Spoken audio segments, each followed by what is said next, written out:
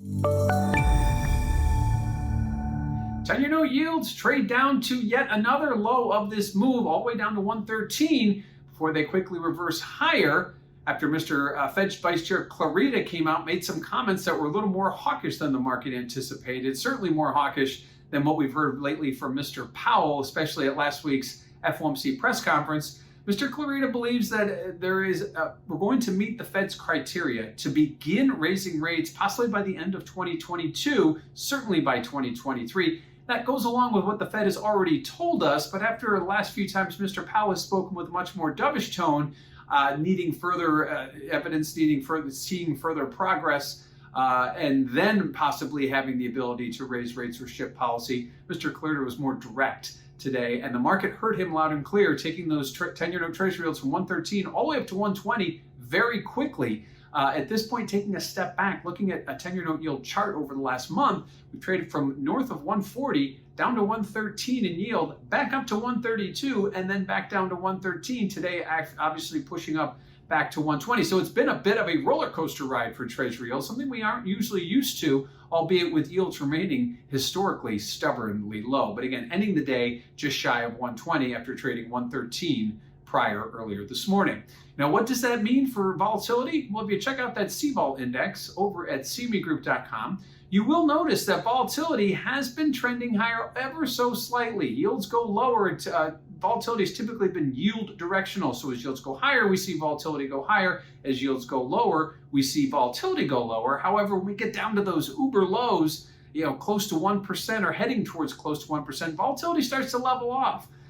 Trading with volatility, trading with yields that low, given with the economic data we've had, given the fact that inflation is moving higher, given the fact that the Fed does want to taper its bond purchasing, they haven't said that they won't do it yet, but they want to, should theoretically be pushing yields higher. We did see that about a month ago. We haven't seen it since. At this point right now, the market is sort of all over the map, as I had mentioned earlier. Volatility right now starting to catch a little bit of a bid, despite the fact that yields are going down. Possibly could be event risk driven, as we had ADP today, we have claims tomorrow, and we have non-farm payroll on Friday. Those could also be reasons, and then we have inflation data next week. So all that culminating could be possibly what's keeping volatility from going lower, as the market seems to wait for more proof. Is inflation going higher? Are jobs getting better? And whatnot. That could be why we're seeing volatility right now hovering near unchanged to creeping ever so slightly higher, despite the fact that yields have been in decline. Lastly, what do we have ahead? Well, as I just mentioned, we have the claims numbers coming out tomorrow. Those claims numbers had been trending lower, but as of late have been starting to creep back higher. So last week's claims numbers were at around 400,000. We are expecting them to be slightly lower than that. We do want them to continue to go lower. We are still well above pre-pandemic levels. Likewise, we have more Fed speakers, no one like a Fed Vice Chair Clarita speaking, or even a Powell. However, each time these Fed presidents and Fed governors start to talk, we have to keep an ear out, because obviously right now we heard one message from Powell, one from Clarita. Perhaps we get Mr. Waller tomorrow.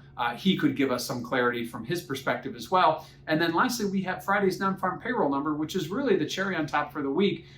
We had a big number last month. We're expecting another big number this month. At this point, though, the big question remains, unemployment and average hourly earnings, and how those are going to affect this economic reopening, this economic expansion that we're in the midst of, and how will it affect the Fed's decision to begin tapering or to begin changing monetary policy. So after a busy morning trading yields lower, we saw a big rise higher, back towards 120. That's where we sit ahead of this week's claims numbers on Thursday, the all-important non-farm payroll on Friday.